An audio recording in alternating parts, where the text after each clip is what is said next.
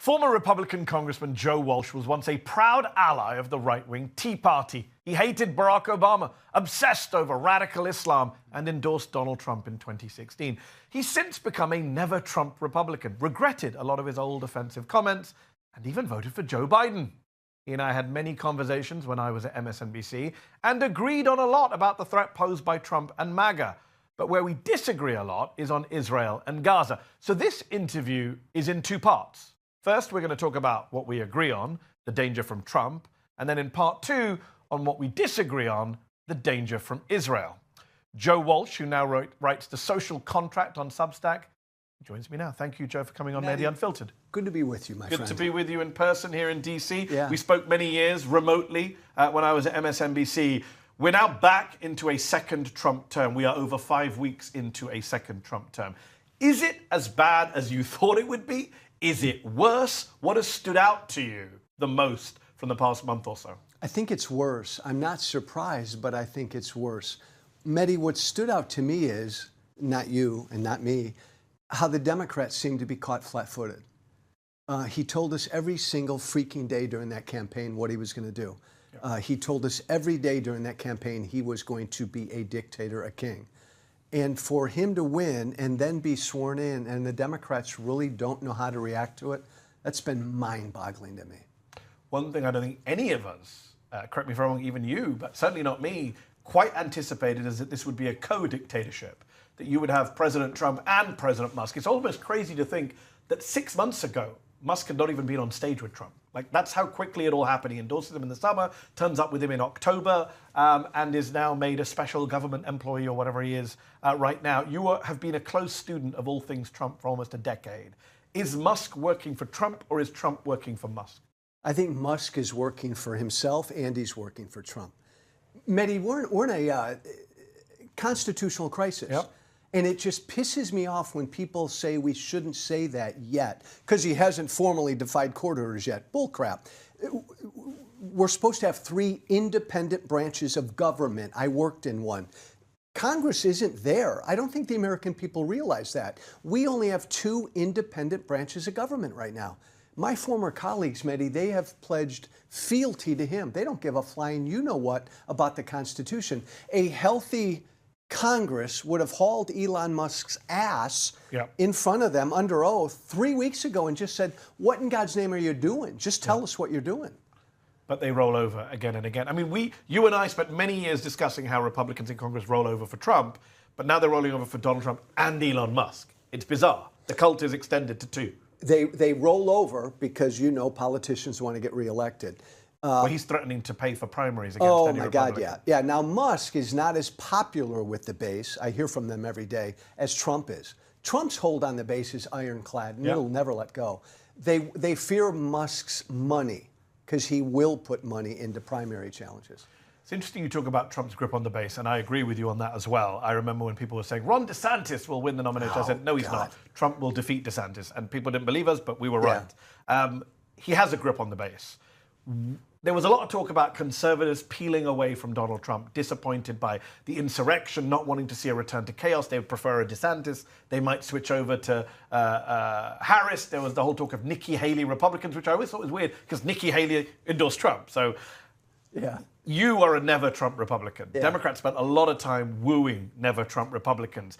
Kamala Harris went on the campaign trail with Liz Cheney more than she did with Sean Fain or AOC or people on the left. It didn't work. Most conservatives stuck with Donald Trump. There was not some big shift. The Democrats lost. Was that a failed strategy that you were invested in? It's a great question, Mehdi, and I think about it every day because I was out there every day, Republicans for Harris, in a battleground state campaign for her. Well-intentioned, right? I'm not questioning your intent. I'm just wondering, did you believe that these people are going to come over and we're going to defeat Trump in this way? Yes, I thought more would. Now, some did. The way I look at it, Mehdi, is we were helping. Kamala had a cut on her arm, and we put a Band-Aid on that cut. She had an open gash on her leg with a tourniquet, and we didn't do anything about that. She definitely lost a lot of enthusiasm and support on her left flank as well. But the left flank would say she spent far too much time with the never-Trump conservatives. Even Jen Psaki, who we both know, who is not a lefty, one of her first comments after the election, I remember on MSNBC, was like, maybe we spent too much time talking to never Trump Yeah, conservatives. but you know what pisses me off? And I was on Jen Psaki's show during the campaign, and she was applauding this effort. Okay. Oh, my God, look at this country first. But it failed. Right. We agree it failed.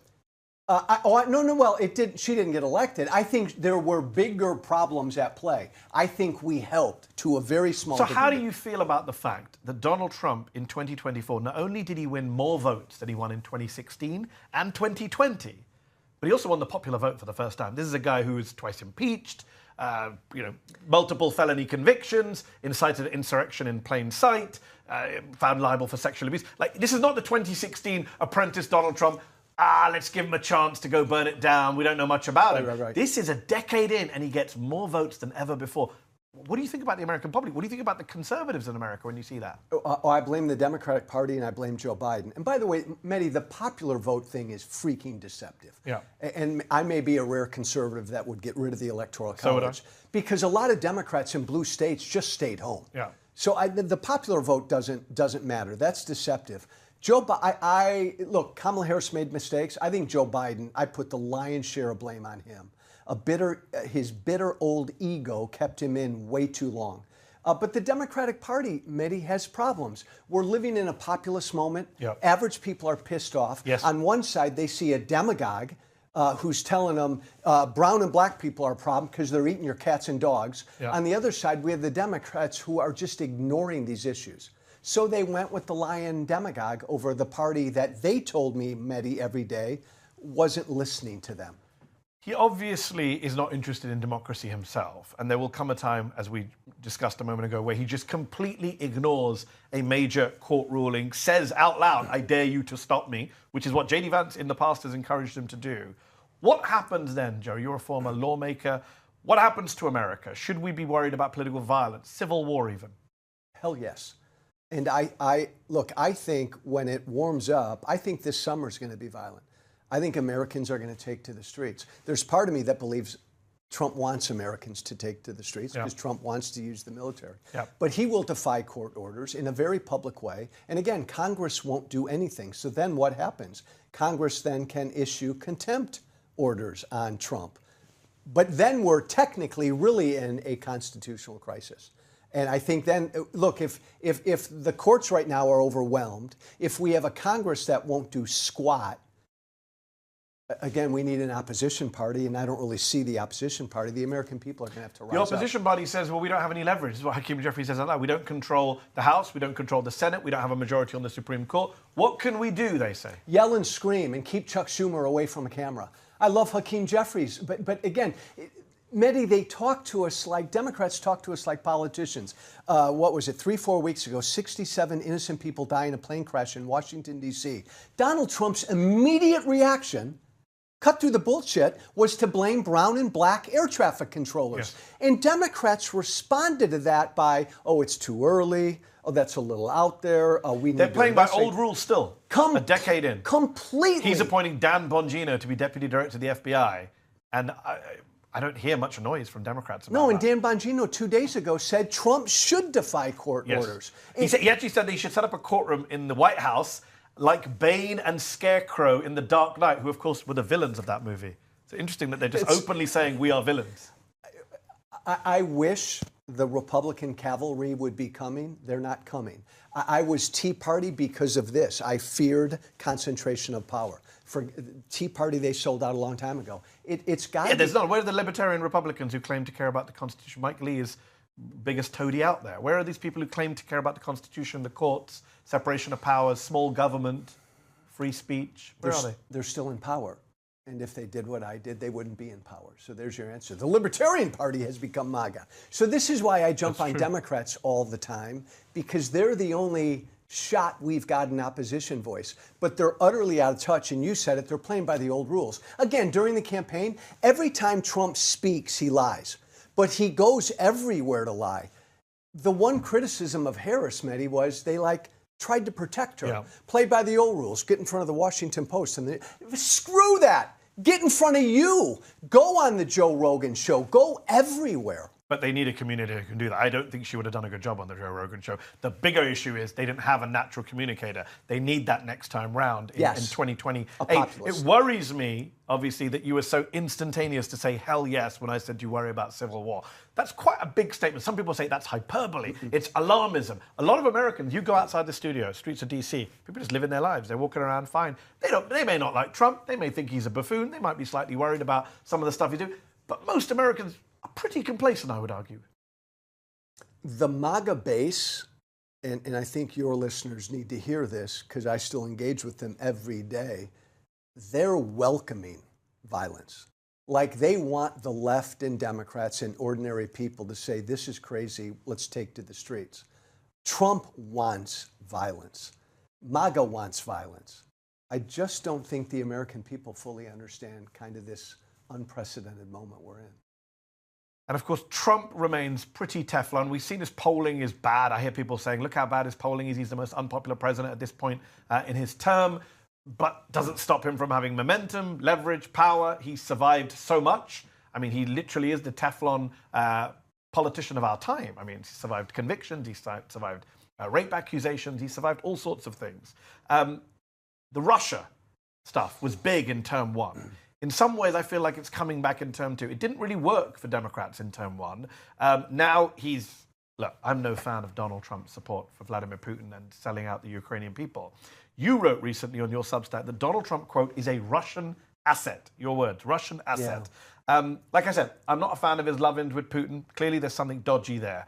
But Russian asset, isn't that the same kind of, some would say, over-the-top rhetoric, conspiratorial thinking that led Democrats and the hashtag resistance Twitter down a dead end during the first term? It didn't get anywhere, and Trump came out looking like the victim of a witch hunt. This just pisses me off. We find out a day or two ago that there's going to be a book coming out in 4 months on the great cover-up, right? How on Joe Joe Biden. No one's ever written the book about the great cover-up of Trump. Is he a Russian plant? Is he a Russian asset? How come we don't know that? A lot of people hear you say those words, they just roll their eyes. Aren't you going to lose a lot of people with that kind of language? Everything he's done and said for 10 years is exactly what Putin would want him to do and say. So give me another explanation. Don't just tell me he's a fanboy. But Mehdi, why hasn't anyone really looked into this? People forget that the Mueller report was not a counterintelligence investigation. No. It was a criminal investigation. Look, I just think the simplest answer is usually the best answer, and it's right in front of us. I've spoken to people in the know, as I know you have.